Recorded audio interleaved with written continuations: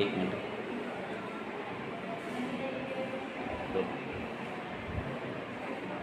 Sir काय सांगणार राजेश गायकवाड संदर्भात काय समस्या आणि काय अडचणींचा सामना करावा लागतोय तुम्ही अधिकाऱ्यांना? नमस्कार. मी रफिक रुबाब तडवी, सध्या बालविकास प्रकल्प अधिकारी नागरी जळगाव दक्षिण या पदावर कार्यरत आहे.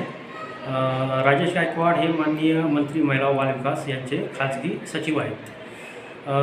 त्यांच्याकडून नेहमीच महिला अधिकारी असोत, पुरुष अधिकारी असोत, सर्वांना अपमानास्पद वागणूक देणं, महिलांशी अश्लील वर्तन करणं, अश्लील भाषेत बोलणं, अनुसूचित जाती जमातीचे अधिकारी, अल्पसंख्याक अधिकारी सर्वांना त्रास देणं, बदल्यांसाठी पैसा मोठ्या प्रमाणात पैसा म्हणजे लाखो रुपये, अक्षरशः 50 लाख 60 लाख रुपये असे त्यांचे आकडे असतात आणि एक स्वतंत्र रॅकेट त्यांचं सुरू आहे.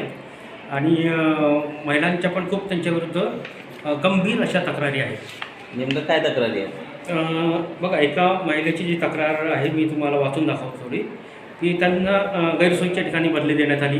त्यामध्ये बदल व्हावा म्हणून त्या गायकवाड यांना भेटल्या असता तसंच मला ट्रीटमेंट वगैरे सुरू आहे बुवा असं सांगितलं त्या महिला अधिकाऱ्यांनी. तर यांनी सांगितलं की ठीक आहे, ट्रीटमेंट आहे तर त्या जिल्ह्यात पण दवाखाने हॉस्पिटल्स आहेत ना, तिथं ट्रीटमेंट घ्या.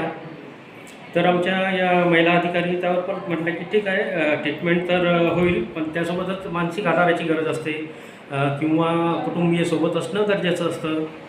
अशा पद्धतीनं इथं विनवणी करत असताना राजेश गायकवाड म्हटला की मग जो कोणी तुम्हाला मानसिक आधार देईल त्याला घेऊन जा.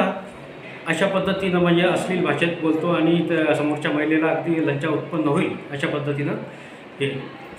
तसंच आमच्याकडं जे DCQ युनिट आहे त्यामध्ये कंत्राटी कर्मचारी आहेत सध्या, त्यांना कायम करण्याकरिता यांनी पूर्ण महाराष्ट्रातून जवळजवळ 5 ते 6 कोटी रुपये जमा केलेले आहेत आणि त्या कर्मचाऱ्यांना कायम तर करण्यात आलेले नाहीत, त्यांचे पैसेही परत मिळालेले नाहीत.